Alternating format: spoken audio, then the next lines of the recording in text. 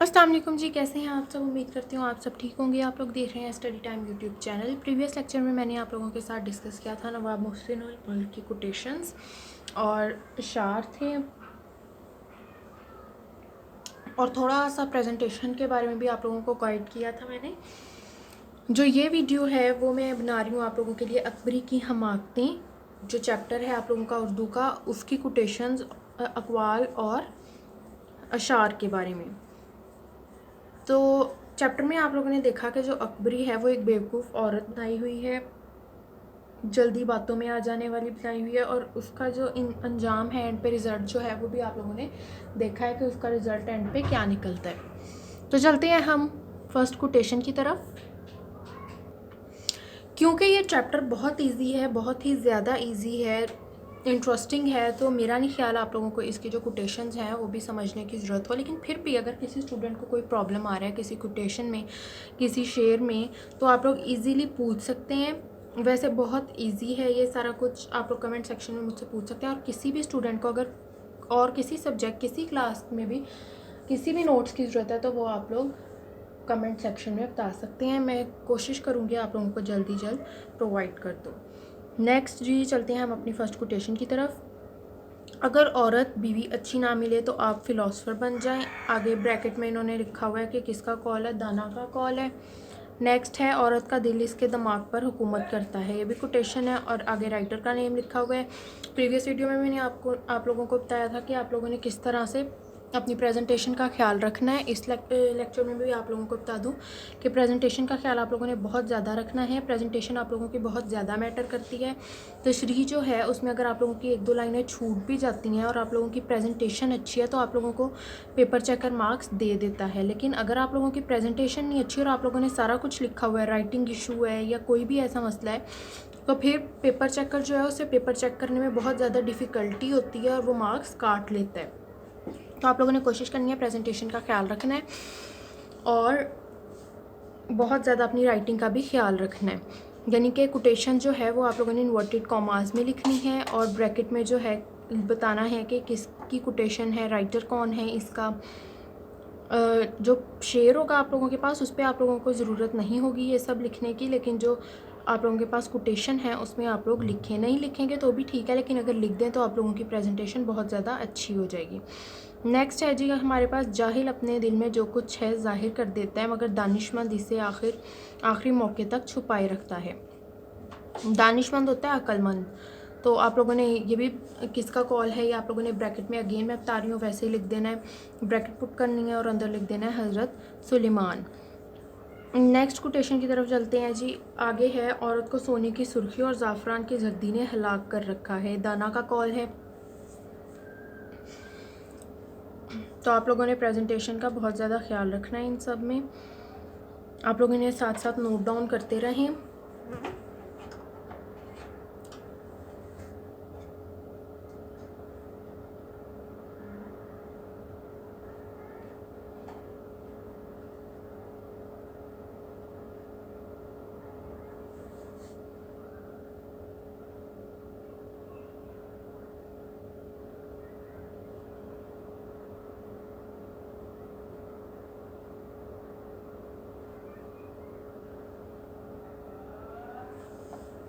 Next है, चालाक लोग इन दरिंदों की मानिंद हैं जो अपने शिकार की ताक में नाखून छुपाए बैठे रहते हैं। ब्रैकेट में आप लोगों ने लिखना है कि किसका कॉल है। अगेन मैं बता रही हूँ, प्रेजेंटेशन जो है वो आप लोगों ने उसका बहुत ज़्यादा ख्याल रखना है, चाहे वो इंग्लिश का ऐसे हो, इंग्लिश के क्वेश्चन आंसर्स हों, या उर्दू का कोई ऐसे है, कोई लेटर है, एप्लीकेशन है, तो आप लोगों ने उसमें प्रेजेंटेशन का ख्याल बहुत अच्छी तरह से रखना है। नेक्स्ट है आप लोगों के पास, खामोशी अक्लमंद का ज़ेवर और बेवकूफ़ का भरम है। आगे आप लोगों ने राइटर का नेम लिखना है ब्रैकेट में, ब्रैकेट क्लोज़ कर देनी है। इसके बाद जी है, गुफ्तगू इंसान को दूसरों से मुतारिफ़ करवाती है और खामोशी अपने आप से।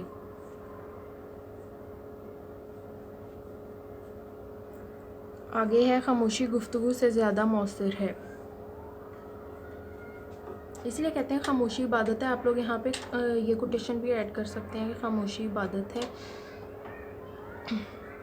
नेक्स्ट है बेवकूफ़ की अकल इसकी ज़बान के पीछे और अक्लमंद की ज़बान इसकी अकल के पीछे होती है। हज़रत अली रज़ी अल्लाह अन्हा का कौल है, बहुत ही डीप है, आप लोगों ने इसको समझना है।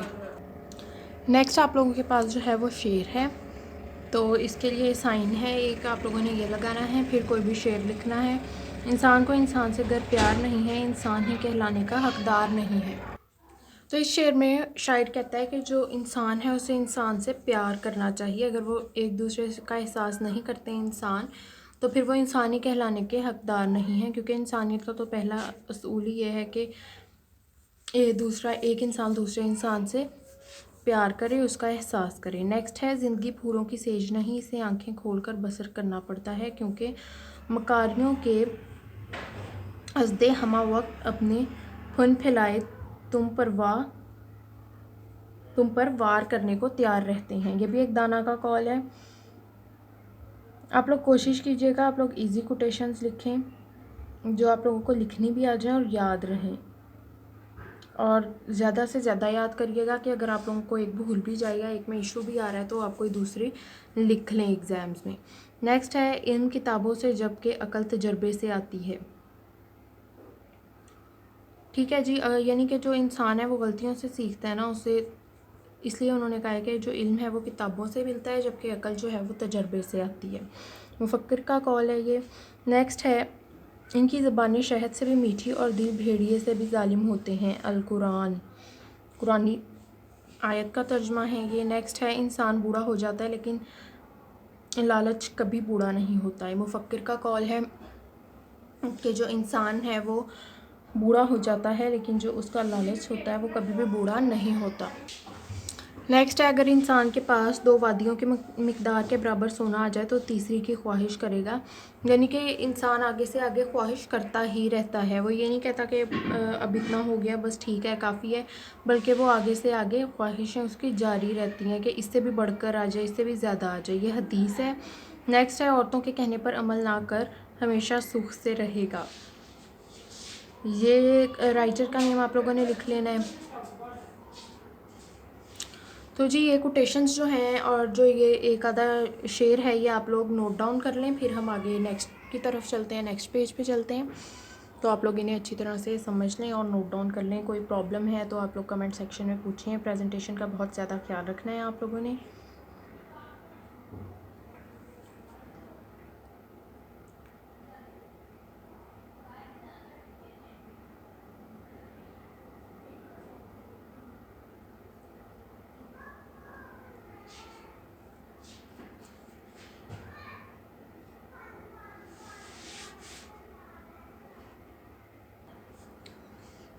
तो जी नेक्स्ट आप लोग देखें कोटेशन, औरत के साथ ज़िंदगी बसर करना मुश्किल है, मगर औरत के बगैर ज़िंदगी बसर करना इससे भी ज़्यादा मुश्किल है।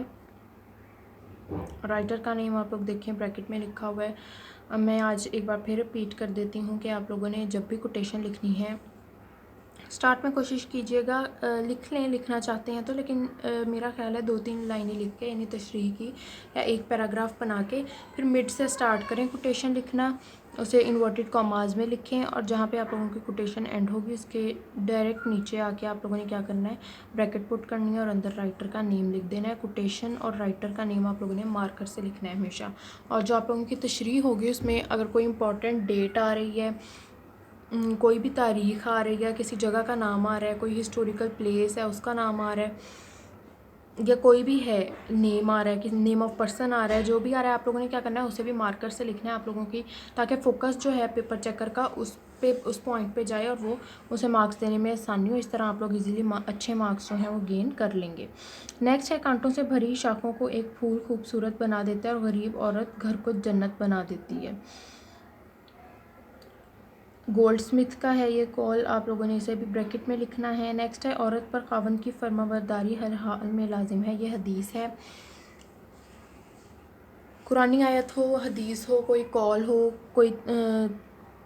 कोई एक लाइन है, कुछ भी है, आप लोगों ने क्या करना है उसे प्रेजेंटेशन का ख्याल रखना है और मार्कर से ही लिखना है।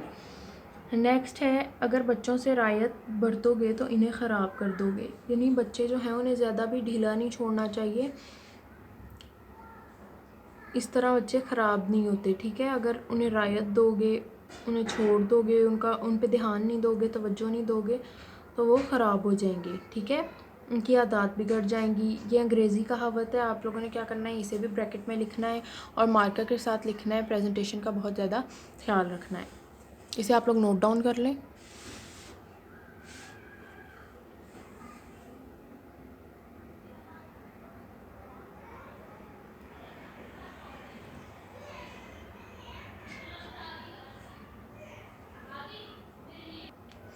नेक्स्ट है, माही इंसान को बनाती है बिगाड़ती है, यानी तरबियत। ये बात तरबियत पे आ जाती है कि माही है जो कि अपने बच्चे की तरबियत अगर अच्छी करेगी तो वो उसकी आदतें ठीक रहेंगी, वो ख़राब नहीं होगा। लेकिन अगर उसे बिगाड़ देगी तो फिर क्या होगा, उसकी आदतें बहुत ज़्यादा ख़राब हो जाएंगी और दुनिया के साथ साथ वो आखिरत में भी कामयाब नहीं हो सकेगा। ये भी कॉल है, इसके आगे आप लोग वैसे कॉल लिख देंगे।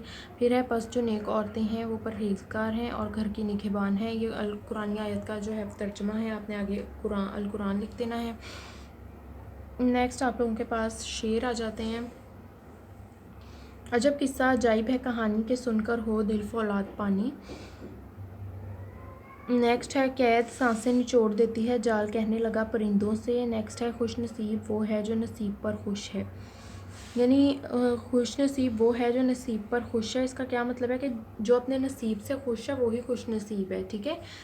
तो ये भी दाना का कॉल है। हर घर में 2-4 मसाइल होते हैं जिनसे सब घर वाले घायल होते हैं,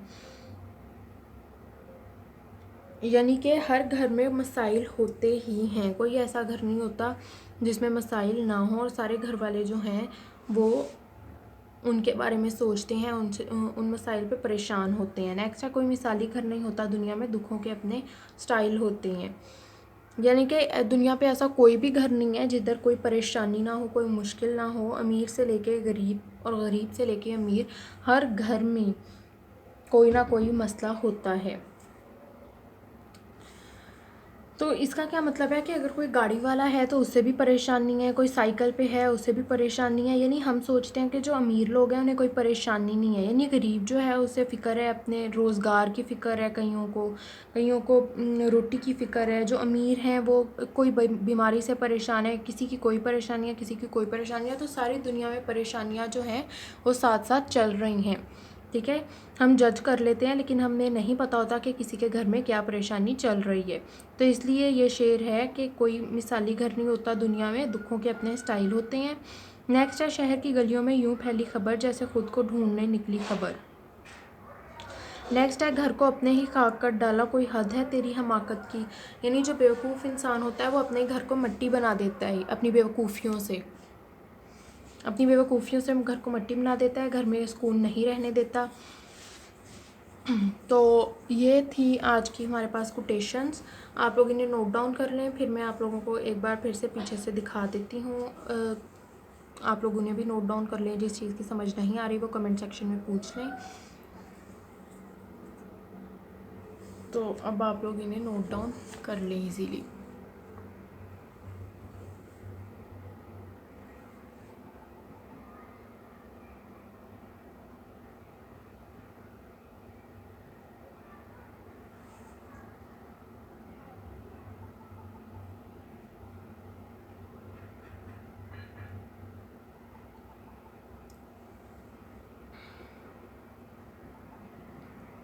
उम्मीद है मुझे कि आप लोगों ने नोट कर लिया होगा। अब हम चलते हैं प्रीवियस पेज की तरफ। ये आप लोग इसे भी नोट कर लें, अच्छी तरह से समझ लें।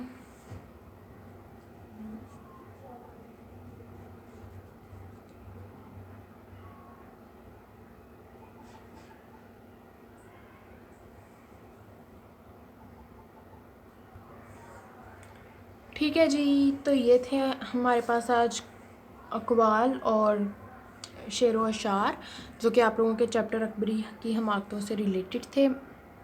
आप लोगों ने क्या करना है, अभी इन्हें समझ लेना है, अच्छी तरह से नोट डाउन कर लेना है। कोई भी प्रॉब्लम होगी आप लोगों ने कमेंट सेक्शन में पूछ लेना है। प्रेजेंटेशन का बहुत ज़्यादा ख्याल रखना है और वीडियो देखने के बाद आप लोगों को अगर तो वीडियो बहुत ज़्यादा यूज़फुल है आप लोगों के लिए, आप लोगों को इससे बेनिफिट हो रहा है, तो आप लोगों ने चैनल को सब्सक्राइब करना नहीं भूलना और बेल आइकन पे क्लिक करना है ताकि मेरी हर नई आने वाली वीडियो आप लोगों तक पहुंच सके। और वीडियो को लाइक करना बिल्कुल भी नहीं भूलना। दुआओं में याद रखिएगा, अपना ख्याल रखिएगा। अल्लाह हाफ़िज़।